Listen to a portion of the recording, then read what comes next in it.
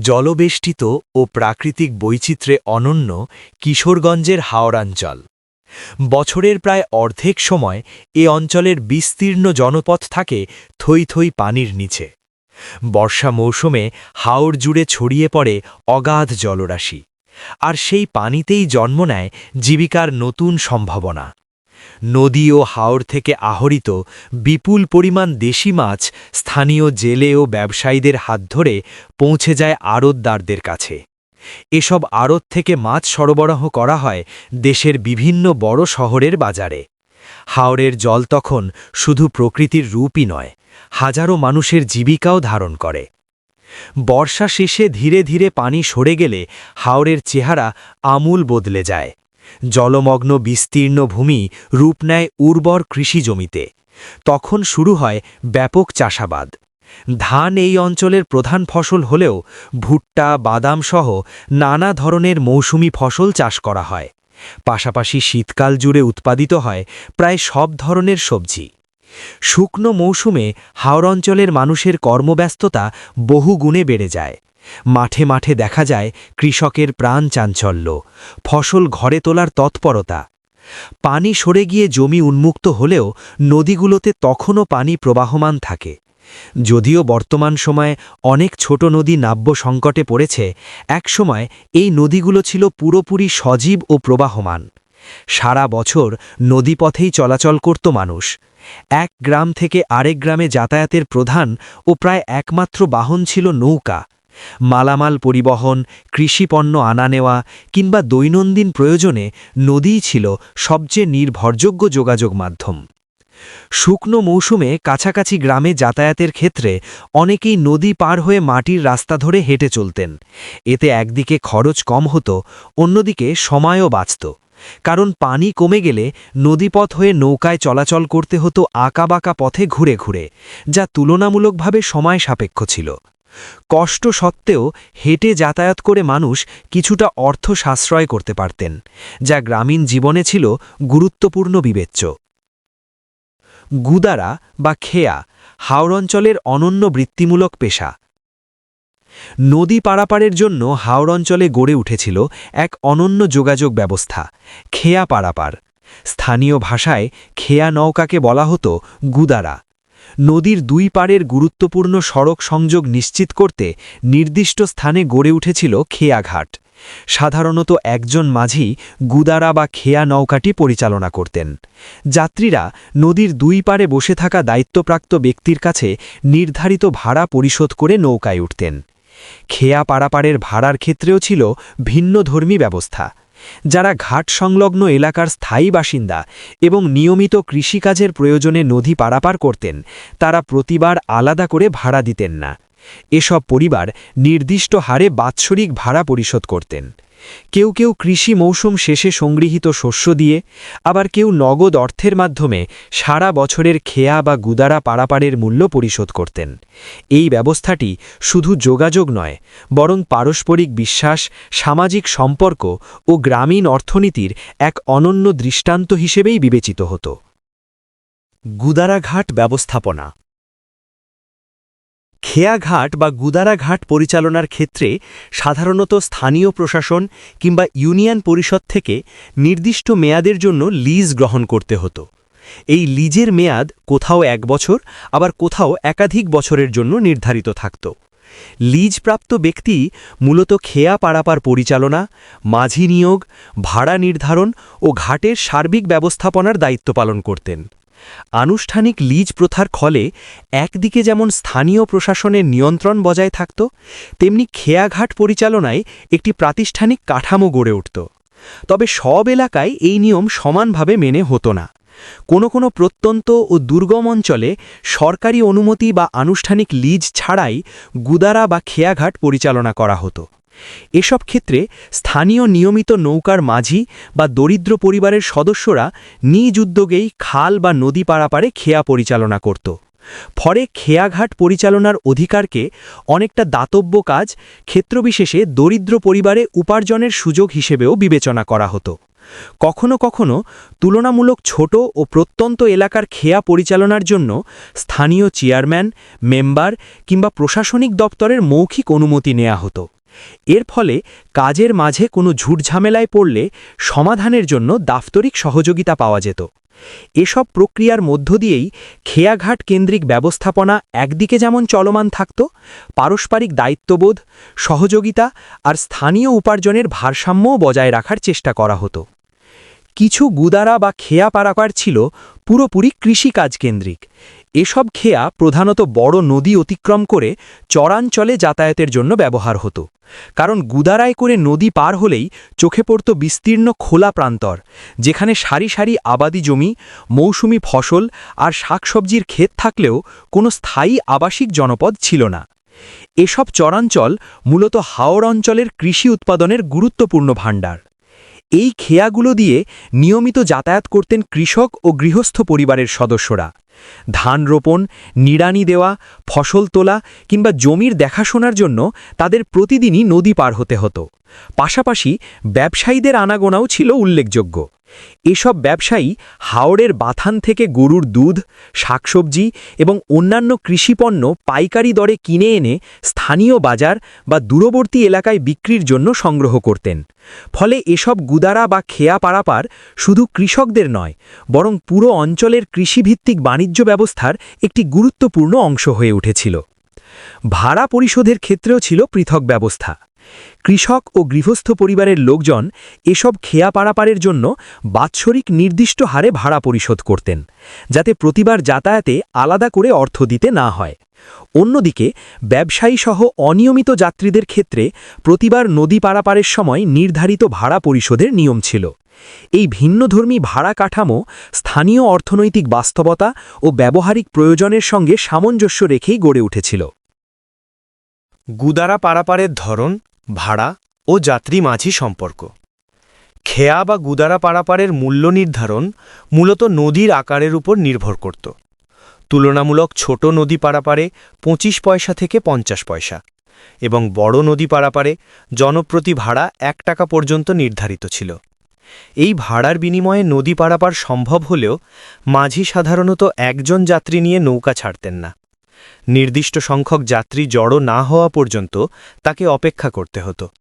ফলে অনেক সময় যাত্রীদের ঘাটে দাঁড়িয়ে অথবা খেয়া নৌকায় বসে কিছুটা সময় ক্ষেপণ করতে হতো, যা বিশেষ করে জরুরি প্রয়োজনে ভোগান্তির কারণ হয়ে দাঁড়াত। এই অপেক্ষাকে কেন্দ্র করে মাঝি ও যাত্রীর মধ্যে কোনো সময় কথা কাটাকাটিও হতো। কেউ তাড়াহুড়ো করে নদী পার হতে চাইলে মাঝি যাত্রী সংখ্যা পূর্ণ না হওয়ার যুক্তি দেখাতেন, আবার যাত্রী নিজের সময়ের গুরুত্ব বোঝানোর চেষ্টা করতেন। তবে এসব বিরোধ সাধারণত বড় আকার ধারণ করত না। পারস্পরিক বোঝাপড়া ও গ্রামীণ সৌহার্দ্যের কারণে অধিকাংশ ক্ষেত্রেই বিষয়টি অল্প কথাবার্তার মধ্যেই মিটে যেত। বিশেষ প্রয়োজনে বা যাত্রীর জরুরি কাজের বিষয়টি বিবেচনায় নিয়ে মাঝি কখনো কখনো নির্ধারিত সংখ্যার অপেক্ষা না করেই দ্রুত খেয়া পার করে দিতেন। তখন বিষয়টি পুরোপুরি নির্ভর করত মাঝি ও যাত্রীর পারস্পরিক সম্পর্ক এবং পরিস্থিতির ওপর।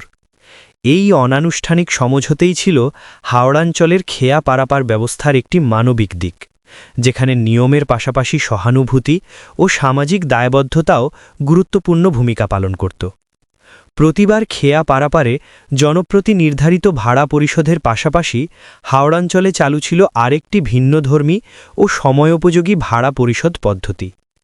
খেয়াঘাটের আশপাশে বসবাসকারী স্থানীয় মানুষদের জন্য বছরে একবার খেয়া বা গুদারার ভাড়া পরিশোধের ব্যবস্থা ছিল।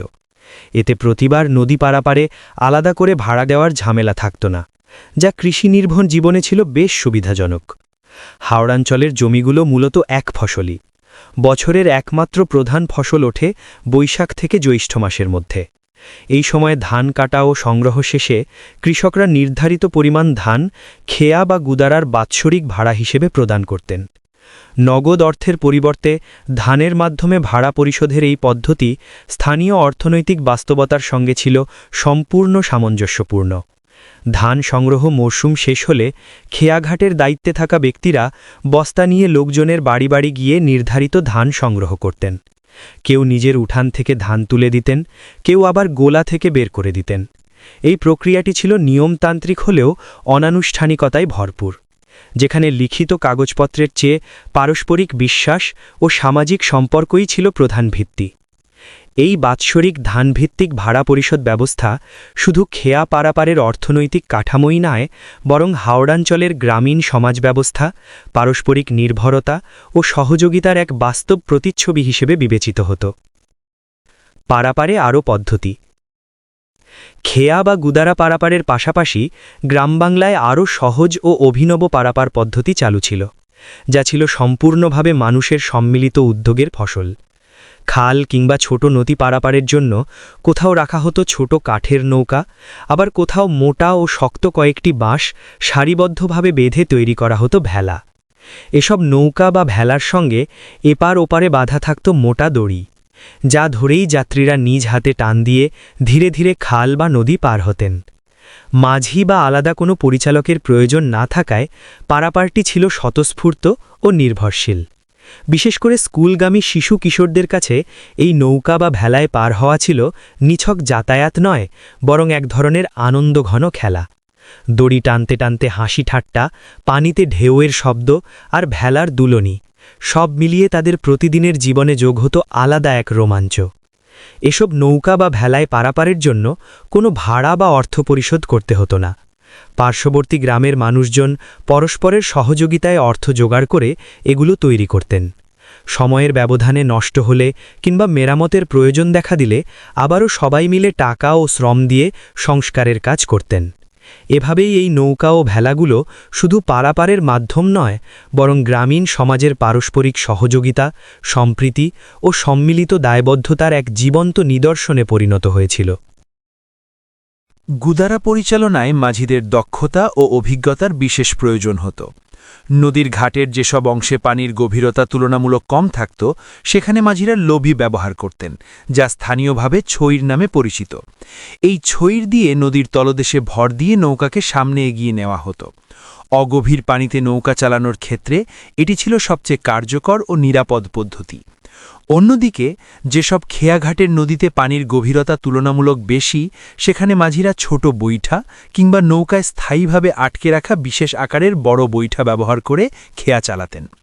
কখনো কখনো স্রোতের গতি, পানির গভীরতা ও নৌকার ভারসাম্য অনুযায়ী বৈঠার ধরন ঠিক করে ব্যবহার করতে হতো। এসব কৌশল প্রয়োগে মাঝিদের থাকতে হতো অত্যন্ত সতর্ক, কারণ সামান্য ভুলে যাত্রী ও মালামাল নিয়ে নৌকা ঝুঁকির মুখে পড়তে পারত। দীর্ঘদিন নদীপথে চলাচলের অভিজ্ঞতা থেকেই মাঝিরা এসব কৌশলে পারদর্শী হয়ে উঠতেন। বিশেষ প্রশিক্ষণ বা প্রাতিষ্ঠানিক কোনো প্রশিক্ষণের প্রয়োজন হতো না। নদীর তলদেশের প্রকৃতি, কোথায় পলি জমেছে, কোথায় হঠাৎ গভীরতা বেড়ে গেছে, সবই তাদের ছিল নখদর্পণে। ফলে খেয়া পারাপার শুধু একটি যাতায়াত ব্যবস্থা নয়, বরং মাঝিদের বংশপরম্পরায় অর্জিত দক্ষতা ও স্থানীয় জ্ঞানের এক জীবন্ত নিদর্শন। গুদারাঘাট কেন্দ্রিক বিকল্প জীবিকা। গুদারাঘাটকে কেন্দ্র করে আশেপাশের এলাকায় গড়ে উঠত ছোট টং দোকান, যা ছিল যাত্রীদের জন্য এক ধরনের ক্ষণিকের আশ্রয়স্থল। নদী পারাপারের আগে বা পরে যাতায়াতে ক্লান্ত যাত্রীরা এসব টং দোকানে কিছুক্ষণ বিশ্রাম নিতেন। ঝড় তুফান, গরম কিংবা শীতের প্রতিকূল পরিবেশে মাঝি এবং যাত্রীদের নিরাপদ আশ্রয় দিত সেসব টং দোকান। দোকানে রাখা হতো যাত্রীদের নিত্য প্রয়োজনীয় নানা সামগ্রী, বিস্কুট, কেক, মুরালি, কটকটি, লজেন্স, নাড়ু, চানাচুর সহ সহজলভ্য শুকনো খাবার, পাশাপাশি চা, পান, বিড়ি কিংবা দৈনন্দিন ছোটখাটো প্রয়োজনীয় জিনিসও মিলত এখানে। বিশেষ বোতলজাত পানির প্রচলন তখন ছিল না, এজন্য পিপাসা মিটাতে মাটির কিংবা সিলভারের বড় কলসিতে ভরে রাখা হতো টিউবওয়েলের সুপেয় পানি। টং দোকানগুলোর ভেতরে ও বাইরে বিশ্রামের জন্য থাকত বাঁশ দিয়ে তৈরি মাচা কিংবা সাধারণ কাঠের বেঞ্চ। যাত্রীরা সেখানে বসে বিশ্রাম নিতেন, গল্প করতেন, কখনো নদীর পানির গতি, প্রকৃতি আর খেয়া চলাচল দেখতেন। এই দোকানগুলো শুধু কেনাবেচার স্থানই ছিল না, বরং ঘাটকেন্দ্রিক সামাজিক যোগাযোগের এক অনানুষ্ঠানিক মিলনস্থল হিসেবেও কাজ করত। উল্লেখ্য বিষয় হল, এসব টং দোকান পরিচালনার সঙ্গে খেয়া বা গুদারা পরিচালনায় যুক্ত লোকজন কোনো না কোনোভাবে সম্পৃক্ত থাকতেন। কেউ মাঝির পরিবারের সদস্য, কেউ বা ঘাটের দায়িত্বপ্রাপ্ত ব্যক্তি। ফলে খেয়া পারাপার ও টং দোকান, এই দুটো ব্যবস্থাই একে অপরের পরিপূরক হয়ে গুদারাঘাট কেন্দ্রিক একটি ক্ষুদ্র গ্রামীণ জীবিকা গড়ে তুলেছিল, যা স্থানীয় মানুষের জীবনযাত্রার সঙ্গে ওতপ্রোতভাবে জড়িয়েছিল। হাওড়াঞ্চল ছাড়াও দেশের অন্য অঞ্চলে খেয়ার প্রচলন। খেয়া পারাপারের এই বৈচিত্র্যময় সংস্কৃতি দীর্ঘকাল ধরে চলে আসছে। কিশোরগঞ্জের হাওড়াঞ্চল ছাড়াও দেশের প্রায় প্রতিটি বড় নদীর তীরবর্তী জেলাগুলোতে খেয়াঘাটের প্রচলন ছিল। কিছু কিছু জায়গায় এখনও এই ব্যবস্থা সীমিত আকারে বিদ্যমান। অঞ্চলভিত্তিক দেশের অন্য যেসব জেলায় খেয়া পারাপারের বেশি প্রভাবের তথ্য পাওয়া গেছে, এর মধ্যে উল্লেখযোগ্য হল পূর্ব উত্তরাঞ্চলের জেলা নেত্রকোনা, সিলেট, সুনামগঞ্জ ও হবিগঞ্জের হাওড়াঞ্চল, দক্ষিণাঞ্চলের বরিশাল, পটুয়াখালী, ভোলা, ঝালকাঠি ও পিরোজপুর জেলা, উত্তরাঞ্চলের কুড়িগ্রাম, গাইবান্ধা ও লালমনিরহাট চর অঞ্চল এবং মধ্যাঞ্চলের মুন্সীগঞ্জ, শরীয়তপুর ও মাদারীপুর জেলা। রাজধানী ঢাকা শহরের চারপাশের নদীগুলোতেও খেয়া পারাপার ব্যবস্থা চালু রয়েছে। সড়কপথে দীর্ঘ পথ ঘুরে শহরে যাতায়াত করতে গেলে যেমন সময় বেশি লাগে, তেমনি খরচও তুলনামূলকভাবে বেড়ে যায়।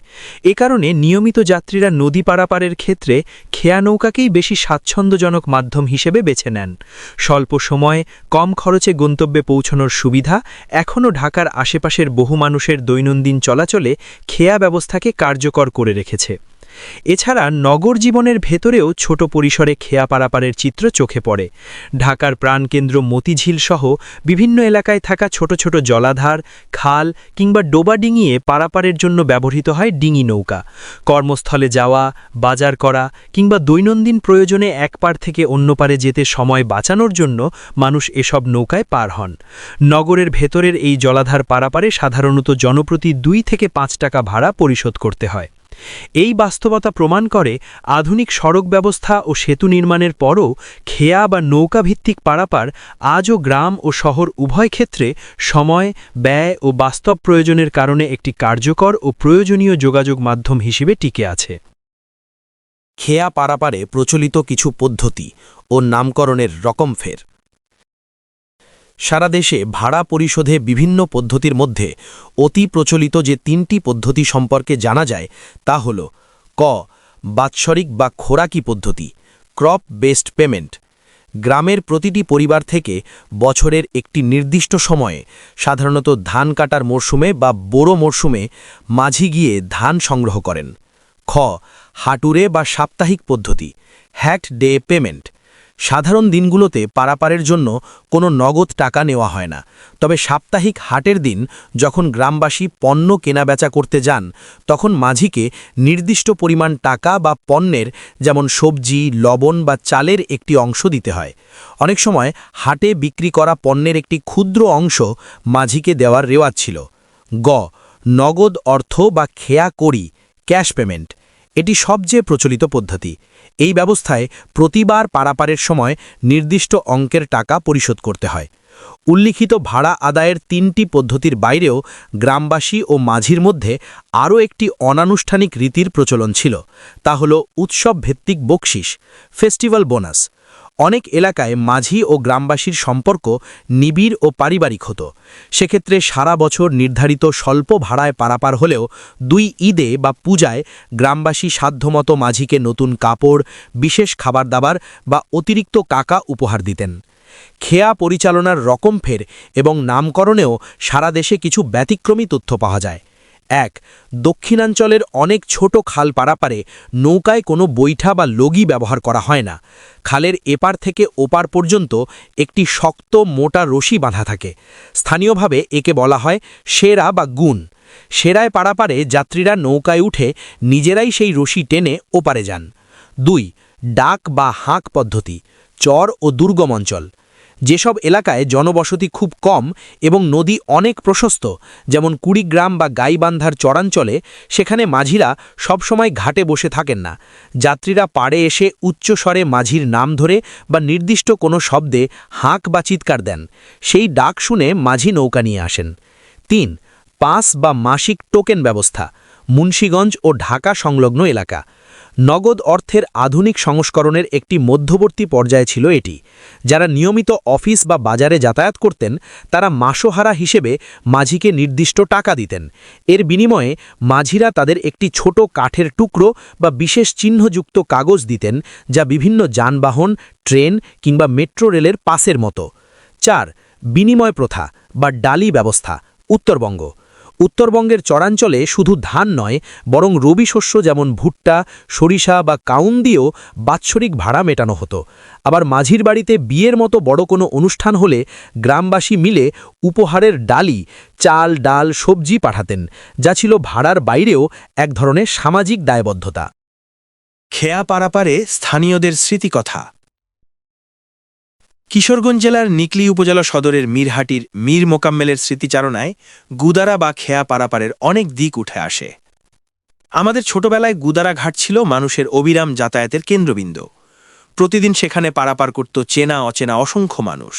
কেউ আত্মীয়ের বাড়িতে বেড়াতে যাচ্ছেন, কেউ সরকারি বা দাপ্তরিক কাজে, কেউ হাটবাজারে সদাই করতে, আবার কেউ শুধুই খবর আদান প্রদানের উদ্দেশ্যে গুদারা বা খেয়া পারাপার করতেন।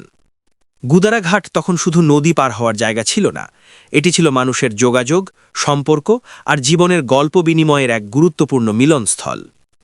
মাঝে মাঝে দেখা যেত অসুস্থ রোগীকে নিয়ে স্বজনদের উৎকণ্ঠিত অপেক্ষা, চোখে মুখে আতঙ্ক, কণ্ঠে তাড়াহুড়ো, কখন পার হবে গুদারা, কখন পৌঁছানো যাবে ওপারে। সেই সময় মাঝিদের তৎপরতা চোখে পড়ার মতো ছিল। তারা যত দ্রুত সম্ভব নৌকা ছাড়ার চেষ্টা করতেন, ঝুঁকি ও স্রোতের কথা মাথায় রেখেও মানবিক দায়িত্বকে অগ্রাধিকার দিতেন। কারো কারো কণ্ঠে তখন শোনা যেত সাহস জোগানো কথা, ভয় নাই, তাড়াতাড়িই পার কইরা দিমু। খেয়া পরিচালনায় মাঝিদের মধ্যে এক ধরনের আত্মবিশ্বাস ও নীরব আনন্দ সবসময়ই লক্ষ্য করা যেত। যদিও এই কাজ ছিল শারীরিকভাবে কষ্টসাধ্য ও ঝুঁকিপূর্ণ, তবু তারা তা উপভোগ করতেন।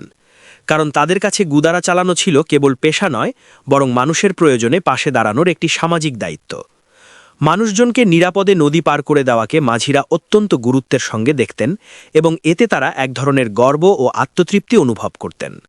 সামাজিক দৃষ্টিকোণ থেকে গুদারা বা খেয়া পারাপার ব্যবস্থা ছিল ইতিবাচক ও মানবিক এক প্রথা, যেখানে জীবিকা, সেবা এবং পারস্পরিক নির্ভরতা এক সূত্রে বাঁধা ছিল। সময়ের তাগিদে নদীর বিভিন্ন স্থানে সেতু নির্মাণ হয়েছে, মানুষের যাতায়াতে সময় কমে এসেছে, বৈচিত্র্য এসেছে যানবাহনে, কম সময়ে দূর দূরান্তে পৌঁছে যাচ্ছে মানুষ। তবু খেয়া ঘাট, খেয়া পারাপার আর নৌকায় চড়ে সেই সুন্দর সৌহার্দ্যপূর্ণ ও আরামদায়ক ভ্রমণের স্মৃতি এখনও মনে গেঁথে রয়েছে। এগুলো ভুলে যাওয়ার মতো নয়। নিকলী উপজেলা সদরের বানিহাটির গ্রামীণ নদীর ঘাট প্রাঙ্গণে একসময় একটি গুরুত্বপূর্ণ নৌকা পারাপারের ব্যবস্থা ছিল। এই ঘাট দিয়ে ধোপাহাটি, বানিহাটি, কামারহাটি, গোয়ালহাটি, মীরহাটি সহ নিকলী সদর এলাকার বিপুল সংখ্যক মানুষ নিয়মিত যাতায়াত করতেন। বিশেষ করে কৃষিজীবী মানুষের জন্য এই খেয়া পারাপার ছিল অত্যন্ত গুরুত্বপূর্ণ। নিকলী উপজেলা সদরের বানিহাটি গ্রামের প্রবীণ বাসিন্দা আব্দুল মান্নান বলেন, এই নৌকা পারাপারের ঘাটটা আমার শৈশব থেকেই দেখছি। ১৯৭১ সালের স্বাধীনতার আগের সময়েও এই ঘাট ছিল। কৃষি জমিতে যাওয়া, ফসল আনা নেওয়া, এমনকি সদরের বাইরের লোকজনও তাদের বাজার সদাই করা, এ গ্রাম ও গ্রাম যাতায়াত, সব কিছুতেই মানুষ এই খেয়া ঘাটের উপর নির্ভর করত। তখন নৌকাই ছিল আমাদের একমাত্র ভরসা।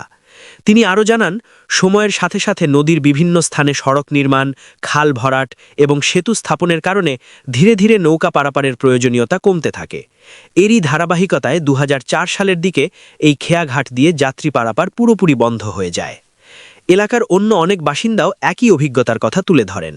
তাদের দাবি, নদীর কয়েকটি স্থানে সেতু নির্মাণের ফলে কিছু এলাকার মানুষের যোগাযোগ সহজ হলেও বানিহাটির এই ঐতিহ্যবাহী ঘাট বন্ধ হয়ে যাওয়ায় আশেপাশের কৃষি নির্ভর মানুষের দুর্ভোগ বেড়েছে। এখন অনেক দূর ঘুরে সেতু দিয়ে নদী পার হতে হয়। স্থানীয়রা আরও জানান, নির্মিত সেতুগুলোর বেশিরভাগই অনেক সরু করে করা হয়েছে এবং সেতুর সঙ্গে সংযোগ সড়কের ঢালু অত্যন্ত খাড়া। এতে করে রিকশা, অটোরিকশা কিংবা কৃষিপণ্যবাহী যান চলাচল সম্ভব নয়। বিশেষ করে বৈশাখ মাসে কৃষিকাজের মৌসুমে জমিতে যাতায়াত ও ধানসহ ফসল পরিবহনে তারা নানামুখী সমস্যার মুখে পড়ছেন। তাদের দাবি, স্থানীয় বাস্তবতা ও কৃষিনির্ভর জীবনের প্রয়োজন বিবেচনায় রেখে যোগাযোগ ব্যবস্থার পুনর্মূল্যায়ন প্রয়োজন। হোক তা বিকল্প খেয়া ব্যবস্থা পুনরায় চালু করা অথবা প্রশস্ত ও নিরাপদ সেতু নির্মাণ। হাওরাঞ্চলের নদীগুলো একসময় শুধু জলধারা ছিল না, ছিল মানুষের জীবনের পথনির্দেশক। সেই নদীর বুকে ভাসমান গুদারা বা খেয়া নৌকাগুলো ছিল গ্রামের চলমান ইতিহাস। আর সেই ইতিহাসের সবচেয়ে নীরব অথচ সবচেয়ে প্রয়োজনীয় চরিত্র ছিলেন মাঝিরা। তারা কোনোদিন আলোচনায় আসেননি, কিন্তু প্রতিদিন অসংখ্য মানুষকে এক পাড় থেকে আরেক পাড়ে পৌঁছে দিয়ে নিজেদের জীবনটুকু নদীর হাতে তুলে দিয়েছেন। আব্দুল করিম মাঝি, বয়স এখন প্রায় ৭০। চোখের কোণে জমেছে নদীর মতোই অসংখ্য ভাঁজ। তিনি জানালেন, একসময় ভোরের আলো ফোটার আগেই ঘাটে পৌঁছে যেতাম। নৌকার দড়ি খুলতে খুলতে মনে হতো, আজ আবার কত মানুষের গল্প বয়ে নিয়ে যাবে এই গুদারা। কেউ জমিতে, কেউ স্কুলে যাবে, কেউ বাজারে, আর কেউ জীবন বাঁচাতে ডাক্তার হাসপাতালের পথে। নিয়ম ছিল, কয়েকজন যাত্রী জড়ো না হলে নৌকা ছাড়ব না, কিন্তু মানুষের প্রয়োজন এবং সমস্যা দেখলে তখন আর নিয়মের তোয়াক্কা করতাম না। নিয়ম আর নদী দুটোকেই একপাশে রেখে গুদারা ছাড়তাম। মোসলেম উদ্দিন প্রায় ৩০ বছর গুদারা চালিয়েছেন। তার শরীরের শক্তি এখন কমে এসেছে, কিন্তু স্মৃতিগুলো এখনও অটুট। এই কাজ সহজ ছিল না। অগভীর পানিতে লগি, গভীর পানিতে বৈঠা, দিন শেষে শরীর কুলাত না। তবু মানুষের প্রয়োজনে গুদারাটা চালাতেই হতো। হ্যাঁ, গুদারা চালিয়ে আমাদেরও আয় হতো, এতেই সংসার চালাতাম। সময় অসময় বলে আমার কিছু ছিল না। রাতবিরাতেও ডেকে তুলে যাত্রী পারাপার হয়েছেন। কখনো মুখ গোমড়া করিনি, হাসি মুখেই কাজটা করেছি। আসল উদ্দেশ্যই ছিল মানুষের উপকারে লাগা। বয়সের ভারে এখন নুব্দিও শাহেদ মাঝি। ঝাপসা হয়ে আসা চোখে পথ চলতে কষ্ট হয় তার, তবু স্মৃতির দৃষ্টিতে কোনো অন্ধকার নেই। খেয়া পারাপারের দিনগুলো তার মনে এখনও ঝলমলে, একটির পর একটি জীবন্ত অধ্যায়ের মতো। কথা বলতে বলতে স্মৃতির খোঁজে হাতড়ান তিনি। কখনো নদীর স্রোতের শব্দ, কখনো মাঝরাতের ডাক, আবার কখনো মানুষের অসহায় মুখ ভেসে ওঠে তার চোখের সামনে। তার ভাষায়, মাঝিদের জীবন বাইরে থেকে যতটা কষ্টের মনে হয়, ভেতরে ভেতরে ততটাই রঙিন। অর্থনৈতিক সচ্ছলতা খুব বেশি না থাকলেও মানুষের উপকারে লাগার তৃপ্তি তাদের জীবনের বড় আনন্দ ছিল। গ্রামীণ সমাজ ব্যবস্থায় খেয়া মাঝিরা কেবল পেশাজীবী নন, তারা ছিলেন এক ধরনের ভরসার মানুষ। সাধারণ নিয়মে রাত ৯টার পর গুদারা বন্ধ করে দেওয়া হতো, কিন্তু বাস্তবে সেই নিয়ম সবসময় মানা যেত না, কারণ মাঝিরা জানতেন মানুষের বিপদ সময় দেখে আসে না। তাই রাত যত গভীরই হোক, শাহেদ মাঝিরা প্রস্তুত থাকতেন। মাঝরাতে হঠাৎ কোনো অসুস্থ রোগী, প্রসূতি নারী কিংবা দুর্ঘটনায় পড়া মানুষ নদী পার হওয়ার জন্য ডাক দিলে দেরি না করে গুদারা ছাড়তেন তারা। এমন অনেক রাত গেছে যখন বিপদগ্রস্ত মানুষদের কাছ থেকে ভাড়া না নিয়েই পার করে দিয়েছেন, কারণ তখন তারা শুধু যাত্রী নয়, অসহায় মানুষ। পার হয়ে ওপারে পৌঁছনোর পর কৃতজ্ঞ মানুষের মুখে শোনা দোয়াই ছিল মাঝিদের কাছে সবচেয়ে বড় পারিশ্রমিক। শাহেদ মাঝি জানান, তার মতো এমন অনেক মাঝি ছিলেন যারা টাকার চেয়ে দায়িত্বকেই সবার আগে গুরুত্ব দিতেন। অবশ্য ব্যতিক্রম যে ছিল না তা তিনি অস্বীকার করেন না। সমাজের সব পেশার মতো এখানেও কিছু ব্যতিক্রমী চরিত্র ছিল, তবে তার অভিজ্ঞতায় অধিকাংশ মাঝিই ছিলেন মানবিক, দায়িত্বশীল এবং মানুষকেন্দ্রিক। নদীর স্রোতের সঙ্গে পাল্লা দিয়ে তারা শুধু নৌকাই চালাননি, চালিয়েছেন মানুষের ভরসা, সময়ের দাবি আর গ্রামীণ জীবনের এক অবিচ্ছেদ্য দায়িত্ববোধ। সেতু নির্মাণ, গুদারার বিলুপ্তি ও নতুন সম্ভাবনার হাতছানি। সময় বদলেছে গুদারাঘাটকে কেন্দ্র করে গড়ে ওঠা জীবনযাত্রার ধারা। একসময় নদীর দুই পারের গুরুত্বপূর্ণ সড়ক সংযোগে যাতায়াতের একমাত্র ভরসা ছিল গুদারা বা খেয়া নৌকা। সেই সব ঘাটের অনেকগুলোতেই এখন দাঁড়িয়ে আছে ইট সিমেন্টের সেতু। সেতু নির্মাণের ফলে একদিকে যেমন যোগাযোগ সহজ হয়েছে, তেমনি ধীরে ধীরে স্তব্ধ হয়ে পড়েছে ঘাটকেন্দ্রিক কর্মচাঞ্চল্য। যে ঘাটগুলোতে একসময় যাত্রীদের ভিড় লেগে থাকত, মাঝিদের ডাকাডাকি শোনা যেত, সেখানে এখন নীরবতা। খেয়া পারাপার বন্ধ হয়ে যাওয়ায় হারিয়ে গেছে মাঝি, ঘাটের কর্মী, টং দোকানদার সহ সংশ্লিষ্ট নানা পেশার প্রয়োজনীয়তা। সেতু নির্মাণের পর নদী পারাপারে আর কাউকে খেয়া নৌকার জন্য অপেক্ষা করতে হয় না। মানুষ সরাসরি হেঁটে কিংবা বিভিন্ন যানবাহনে সেতু পার হচ্ছেন। পাশাপাশি যোগাযোগ ব্যবস্থার উন্নতির সঙ্গে সঙ্গে এলাকায় বেড়েছে ছোট ছোট যানবাহনের চলাচল। রিকশা, অটোরিকশা, ব্যাটারি চালিত ভ্যানসহ নানা বাহনে এখন স্বাচ্ছন্দ্যে দূরযাত্রায় বের হচ্ছেন যাত্রীরা, যা একসময় ছিল কল্পনাতীত। তবে সব জায়গায় সেতু নির্মাণের সুফল সমানভাবে পাওয়া যাচ্ছে না। কোথাও কোথাও অপরিকল্পিতভাবে নির্মিত সেতু এলাকাবাসীর ভোগান্তির কারণ হয়ে দাঁড়িয়েছে। কোনো কোনো সেতু এতটাই সরু করে নির্মাণ করা হয়েছে যে একসঙ্গে দুই দিক থেকে যানবাহন চলাচল সম্ভব নয়। ফলে একটি রিকশা বা 3 চাকার যান পার হওয়ার সময় বিপরীত দিকের যানবাহনকে থেমে থাকতে হয়। এই সংকট সামাল দিতে স্থানীয় কেউ কেউ স্বেচ্ছায় নিশান বা হাতের ইশারা দিয়ে ট্রাফিক নিয়ন্ত্রণের কাজ করছেন। এক পাশের যানবাহন থামিয়ে অন্য পাশের যান চলাচলের সুযোগ করে দিচ্ছেন। অন্যদিকে যেসব সেতু তুলনামূলকভাবে প্রশস্ত করে নির্মাণ করা হয়েছে সেগুলোতে রিকশা, অটোরিকশা, পিকআপ এমনকি বাসসহ মাঝারি আকারের যানবাহন নির্বিঘ্নে চলাচল করতে পারছে। এসব সেতু ব্যবহারকারীদের মধ্যে স্বস্তি ফিরেছে এবং এলাকার যোগাযোগ ব্যবস্থায় ইতিবাচক প্রভাব ফেলেছে। সেতুর দুই পারে গড়ে উঠেছে বহু ছোট বড় দোকান। সকালবেলা কিংবা সান্ধ্যকালীন আড্ডা জমে সেতুকেন্দ্রিক বিভিন্ন স্পটে। এসব জায়গায় মানুষের আনাগোনার কারণে বসছে বাহারি রকমের খাবারের দোকান। সেতু নির্মাণে আরেকটি বড় সমস্যা হিসেবে দেখা দিয়েছে দীর্ঘমেয়াদী পরিকল্পনার অভাব ও নিম্নমানের নির্মাণ সামগ্রীর ব্যবহারে। এর ফলে অনেক সেতুতেই স্বল্প সময়ের মধ্যেই দেখা দিচ্ছে ফাটল, ভাঙন ও ঝুঁকিপূর্ণ অবস্থা। একই সঙ্গে সেতুর সঙ্গে দুই পারের সংযোগ সড়কগুলো অনেক ক্ষেত্রে যথাযথ সমন্বয় ছাড়াই নির্মাণ করা হয়েছে। কোথাও কোথাও সেতুর ঢাল এতটাই খাড়া যে হেঁটে ওঠানামা করা কষ্টসাধ্য হয়ে পড়ে। রিকশা বা অটোরিকশায় উঠতে গিয়ে মাঝে মধ্যে ঘটছে ছোট বড় দুর্ঘটনা। সব মিলিয়ে সেতু নির্মাণে উন্নয়নের ছোঁয়া লাগলেও পরিকল্পনার ঘাটতি, নির্মাণে অনিয়ম ও তদারকির অভাবে প্রত্যাশিত সুফল পুরোপুরি মিলছে না। গুদারাঘাট কেন্দ্রিক অতীত জীবনের অবসান যেমন বাস্তবতা, তেমনি টেকসই ও নিরাপদ যোগাযোগ ব্যবস্থা গড়ে তুলতে হলে প্রয়োজন আরও দায়িত্বশীল পরিকল্পনা ও মানসম্মত বাস্তবায়ন।